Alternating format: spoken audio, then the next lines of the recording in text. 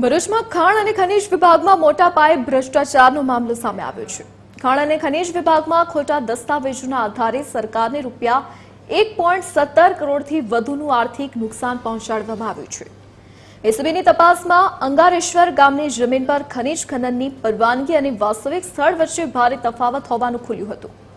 આ ગેરરીતિ બદલ ઇન્ચાર્જ ભૂસ્તર શાસ્ત્રી નરેશભાઈ માધવજી જાની, સર્વેયર અશોકભાઈ લાલજીભાઈ કોટડિયા અને માઇન્સ સુપરવાઇઝર ભાવેશભાઈ રમણભાઈ પરમાર સામે ગુનો નોંધવામાં આવ્યો છે। આરોપીઓએ નિયમોનું ઉલ્લંઘન કરી રોયલ્ટી અને દંડની રકમનું નુકસાન કર્યું હતું। હાલ એસીબી દ્વારા તમામ મામલે કડક તપાસ હાથ ધરવામાં આવી છે।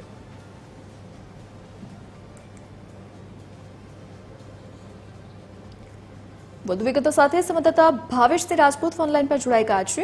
જી ભાવેશ, શું વિગત?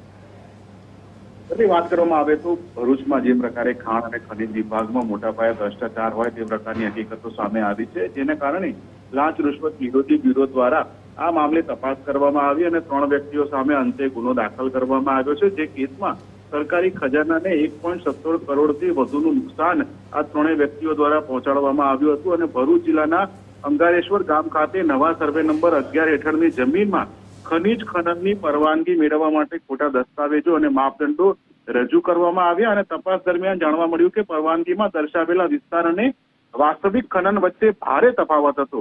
આ કેસમાં હવે આરોપી તરીકે નરેશ જાની, જે ઇન્ચાર્જ ભૂસ્તર શાસ્ત્રી, અને બીજી તરફ વાત કરીએ જે ક્લાસ 1 અધિકારી છે, અને બીજી તરફ અશોકભાઈ કોટડિયા કે જે સર્વેયર છે, અને ત્રીજી વાત કરીએ તો ભાવેશ પરમાર કે જે માઇન્સ સુપરવાઇઝર છે। આ 3 વ્યક્તિઓ સામે હવે ગુનો દાખલ કરવામાં આવ્યો છે। ટૂંક સમયમાં તેઓની ધરપકડ કરવામાં આવશે અને તેઓએ સરકારી જે રીતે નુકસાન પહોંચાડીને જે આ કૌભાંડ કર્યું છે તેમાં તેઓએ કેટલી અપ્રમાણસર મિલકતો વસાવી છે તે તમામ બાબતોને લઈને પોલીસ હવે તપાસ હાથ ધરશે।